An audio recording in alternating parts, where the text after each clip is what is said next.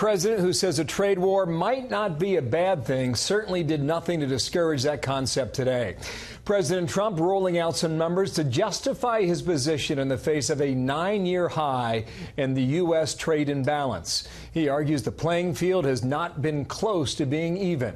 Chief White House correspondent John Roberts starts us off tonight on the North Lawn. Good evening, John. Where you were just this morning. Good morning to you, Bill. Sources tell Fox News that the decision has been made and that tomorrow President Trump will put into effect tariffs on foreign metals, 10% for aluminum, 25% for steel. President Trump promoted his plans to impose punitive tariffs on aluminum and steel today, tweeting that in the last 25 years, America has lost more than 55,000 factories, 6 million manufacturing jobs, and accumulated trade deficits of more than $12 trillion. But in the face of retaliation from America's closest trading partners, Press Secretary Sarah Huckabee Sanders said there could be some carve-outs. There are potential carve-outs for Mexico and Canada based on national security and possibly other countries as well. The pronouncement was a sharp about-face for the president, who on Friday tweeted, tariffs on steel and aluminum will only come off if new and fair NAFTA agreement is signed. And it happened as first son-in-law Jared Kushner led a delegation to meet with Mexico's president today about NAFTA, a trip he was able to make despite his degraded security clearance.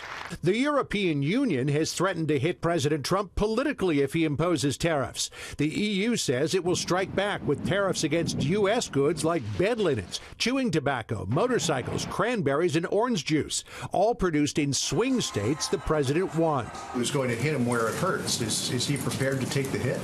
The president is prepared to protect our country. That is the #1 priority he has as president, is to protect our economic and national security interests. Tariffs were a big reason Chief Economic Advisor Gary Cohn decided to call it quits, the straw that broke the camel's back, according to one White House official. Cohn is a fierce opponent of tariffs. He was also facing a year where the leading economic policy would be rewriting trade deals he didn't think should be scrapped. The White House downplayed the notion that talented people were fleeing the West Wing.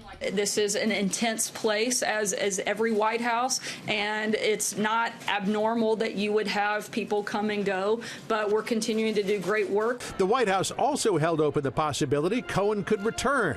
He has been a top choice for a cabinet position when there's a vacancy. They maintain a strong relationship and are going to continue that relationship, and certainly Gary will continue to be an advocate for the president in a number. Yes. I'm not closing the door. President Trump also alternately played good cop, bad cop with China. In a tweet taking aim at China's legacy of bootlegging, warning the U.S. is acting swiftly on intellectual property theft. We cannot allow this to happen as it has for many years.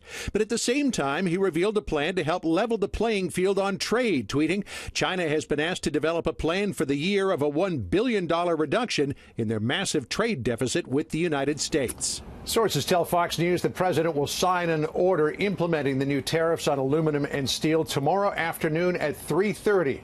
That is a half hour before the stock market closes, and the stock market has not had much of an appetite for tariffs lately. We will watch that. Thank you, John Roberts from the White House.